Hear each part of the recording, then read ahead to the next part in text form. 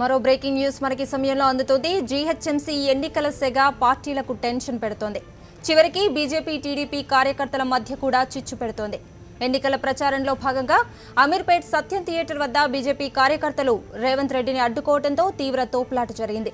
పూర్తి సమాచారాన్ని మా కరెస్పాండెంట్ ప్రదీప్ అందిస్తారు. ప్రదీప్, చెప్పండి, అసలు ఏం జరిగింది? టీడీపీ బీజేపీ కార్యకర్తల మధ్య ఘర్షణ గల కారణాలేంటి? కవిత, టీడీపీ వర్కింగ్ ప్రెసిడెంట్ రేవంత్ రెడ్డికి అవమానం జరిగిందని చెప్పుకోవాలి, ఎదురుదెబ్బ అని చెప్పుకోవాలి.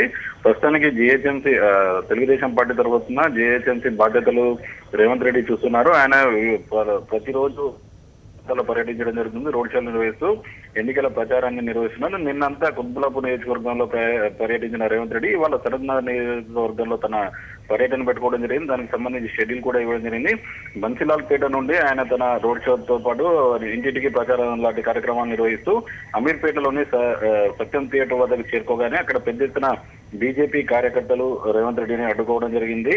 దీనికి సంబంధించి ఏదైతే మొన్న జీహెచ్ఎంసీ ఎన్నికల సందర్భంగా సీట్ల పంపకంలో టీడీపీకి బీజేపీకి మధ్య జరిగిన ఇష్యూకి సంబంధించి బీజేపీ కార్యకర్తలు అడ్డుకున్నట్లుగా తెలిసింది. ముఖ్యంగా అమీర్పేట డివిజన్ సంబంధించి గతంలో అమీర్పేట డివిజన్ అనేది టీడీపీ సిట్టింగ్ సీట్ గా ఉంది. అయితే సీట్ల పంపకానికి ముందు అమీర్పేటను బీజేపీకి సీట్ల పంపకంలో భాగంగా అమీర్పేట డివిజన్ బీజేపీకి కేటాయించడం జరిగింది. దీనిపై పెద్ద ఎత్తున టీడీపీ కార్యాలయంలో టీడీపీ కార్యకర్తలు అదేవిధంగా డివిజన్ ఆశావాహులు ధర్నా చేయడం జరిగింది. ముఖ్యంగా అంజిత్ కౌర్ తాను డైరెక్ట్ గా చెప్పడం జరిగింది, అమీర్పేట అనేది టీడీపీకి సంబంధించిన సీటు, ఇది కనుక బీజేపీకి కేటాయిస్తే తాము రేబల్ గానైనా పోటీ చేస్తామని చెప్పి పెద్ద ఎత్తున ఆందోళన చేపట్టడం జరిగింది. దీంతో మొత్తంగా అటు అమీర్పేట సంబంధించి బీజేపీ బరిలో ఉన్నప్పటికీ టీడీపీ కూడా బీఫామ్ ఇవ్వడం జరిగింది. ఈ విధంగా మొత్తంగా గ్రేటర్ సంబంధించి దాదాపుగా 10 స్థానాల్లో అటు టీడీపీ నామినేషన్ వేసిన చోట బీజేపీ, అదేవిధంగా బీజేపీ వేసిన చోట టీడీపీ వేసిన నేపథ్యంలో తమకు కేటాయించిన స్థానంలో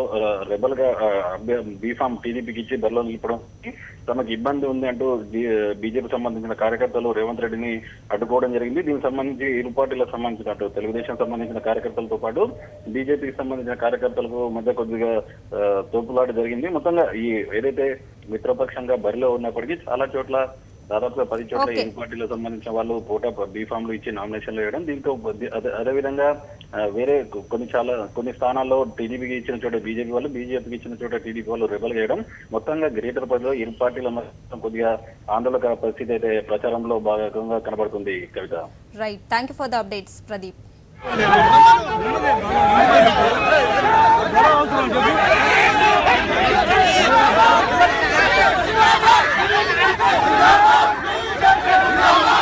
Yeah.